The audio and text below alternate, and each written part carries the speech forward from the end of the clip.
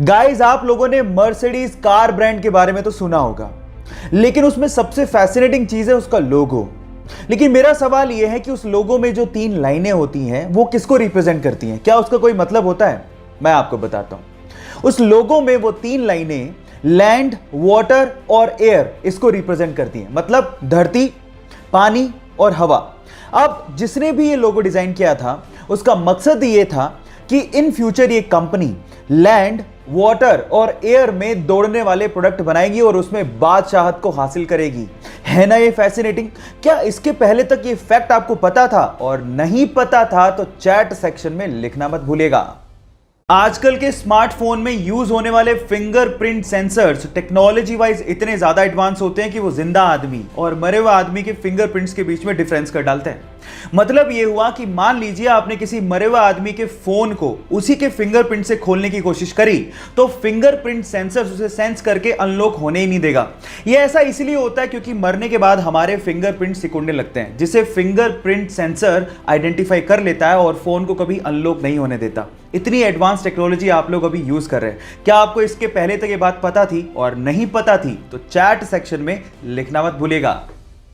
क्या आप लोगों को पता है कि टॉम क्रूज अपनी अगली मूवी की शूटिंग स्पेस में करने वाले हैं? जी हां गाइस, आपने ठीक सुना, स्पेस में। और ये पहली ऐसी मूवी होगी जिसकी शूटिंग रियली स्पेस में की जाएगी। और इस काम में टॉम क्रूज की मदद एलॉन मस्क की कंपनी स्पेसएक्स और नासा भी कर रही है। होगा कुछ यूं कि स्पेसएक्स के रॉकेट से सबसे पहले लोगों को और सामान को इंटरनेशनल स्पेस स्टेशन में लेके जाया जाएगा और उसके बाद वहां पे शूटिंग की जाएगी। सो गाइस, तैयार हो जाइए, फर्स्ट एवर मूवी जिसकी शूटिंग स्पेस में होने वाली है। क्या आप लोग एक्साइटेड हैं? अगर हैं तो चैट सेक्शन में लिखना मत भूलिएगा। आज अगर हमें जरा सी भी चोट लग जाए तो हम लोग तुरंत बैंडेड का इस्तेमाल कर लेते हैं ताकि खून को बहने से रोका जा सके। लेकिन क्या आपको पता है कि बैंडेड के इन्वेंशन से पहले यह काम कैसे होता था? मैं आपको बताता हूं। पुराने जमाने में खून के थक्के को जमाने के लिए या फिर खून के बहाव को रोकने के लिए मकड़ी के जाले का इस्तेमाल होता था। जी हां गाइस, क्योंकि मकड़ी के जाले में विटामिन के होता है तो वो खून के थक्के को जमाने में मदद करती है। क्या आपको इसके पहले से यह फैक्ट पता था? और अगर नहीं पता था तो चैट सेक्शन में लिखना मत भूलिएगा।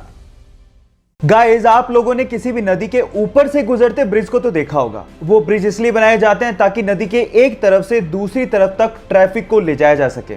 लेकिन फ्रांस ने दुनिया का पहला ऐसा ब्रिज बना के तैयार किया है जहां से ट्रैफिक को नहीं बल्कि एक नहर को नदी के ऊपर से पास करवाया जाता है। कितना अमेजिंग लगता होगा ना कि नीचे से नदी बह रही है और ऊपर के पुल से कोई स्पीड बोट निकल रही है। आप लोगों को इस अमेजिंग पुल के बारे में सुन के कैसा लगा? चैट सेक्शन में लिखना मत भूलिएगा।